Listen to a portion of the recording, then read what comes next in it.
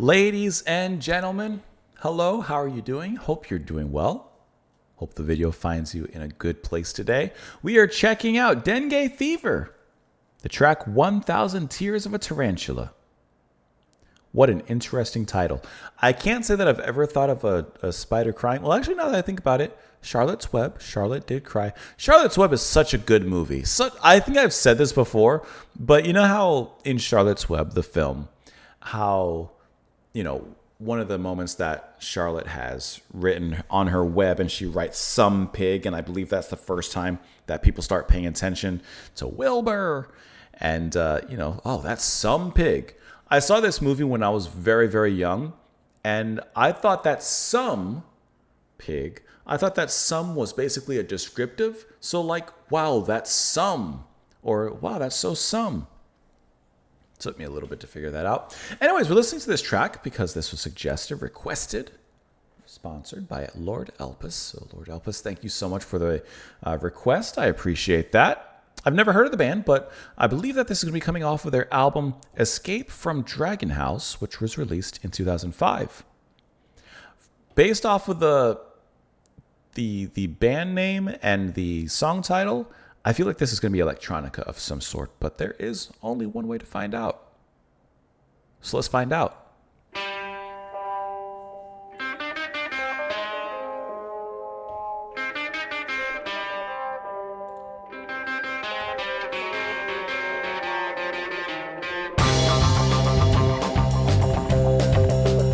Maybe not.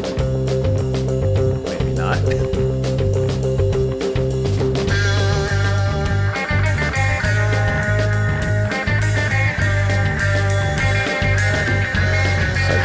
Psychedelic. Kind of like a Karungan.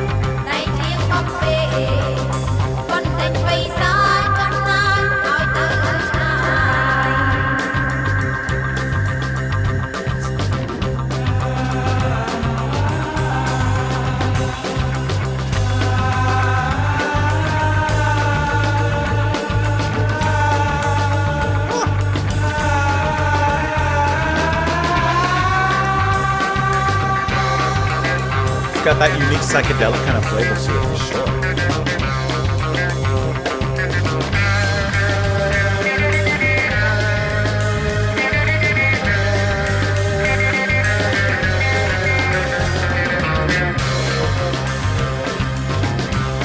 It grooves hard though.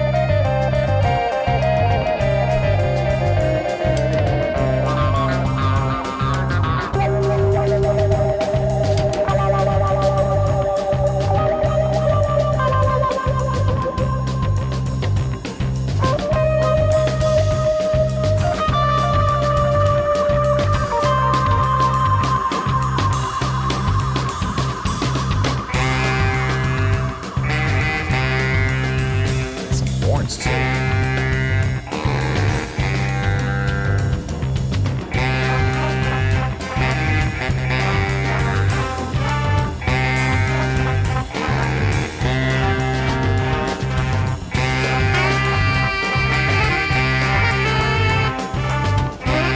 Now we're getting kind of jazzy too.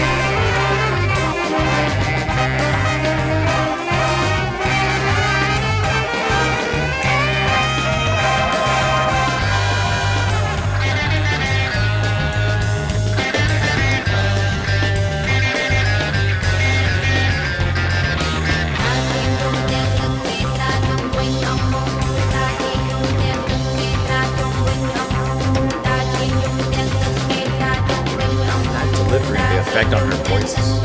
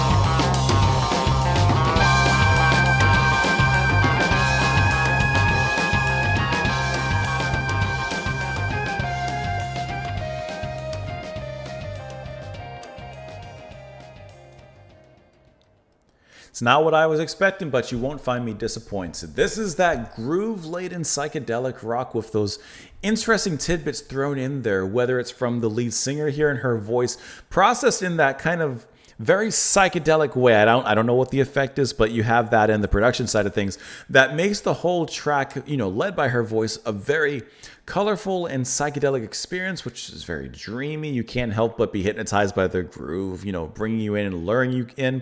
I love that little synth line that plays in there. You heard it there at the end. That kind of comes in and repeats. It's like a cool little sharp melody that peaks its way in, pulls back the curtain, and then goes back behind. And then the guitar as well. This is putting me in the mind of like bands like Khruangbin and Alton Gun and like, those kind of groovy, psychedelic, jam out kind of bands. And this sits in that particular sphere very comfortably. Now I have quite a decent amount of information here pulled up. I have the band pulled up right here. I have the album on their Bandcamp pulled up right here as well. And I'm also on their main website, Dengue Fever, as well. Unfortunately, I could not find the lyrics for this particular track. I was looking through really quick and I didn't find that. And while I did find the members of the band here on the Wikipedia page, I couldn't find exactly who's playing what. I know I can sit here and read really quickly. Guitarist Zach Holtzman I see here. Chom Namal, she's the lead vocalist here. So I can kind of pick out at least a few here as well. But I just like to use names and go over the lyrics and such. And looking at here, I can't help but see that they're from LA and they combine Cambodian rock and pop music of the 60s and 70s with psychedelic rock and other world music styles. And they blend it very successfully. Because while I can't say that I've heard Cambodian pop from, that particular era, I have heard a decent amount of music from, Asia and Southeast Asia specifically of that era. I couldn't name, if I'm being honest, I couldn't name any, but I've in passing heard a decent amount of that music. And so I can absolutely see how that fits into their style. And they make it really their own by bringing in those more modern elements, especially when it comes to the production and, the movements of the drums and such. And I think that feels really, really nicely here in the track. Who is the drummer? Let's see. I'm just looking through really quickly on here to see if I can find drummer. That's going to be Paul Smith on the drums. Really nice groove that he plays there. And there's a moment where the music kind of comes down a little bit and he gets just a little bit more detailed. Not too much, but just a little bit more. And then the music comes back up along with him, which I thought was just a nice way of kind of following the music nicely and, involving yourself in the groove, besides just playing straight, like actually playing in a vertical way, I guess you could say, rather than just horizontally playing through the composition. And I really like the lead singer's voice as well, especially with that effect there that just makes it like very trippy, but pleasant nonetheless. Guitar line is satisfying. Like, this is a satisfying track to listen to from back to front. Nice horns involved too.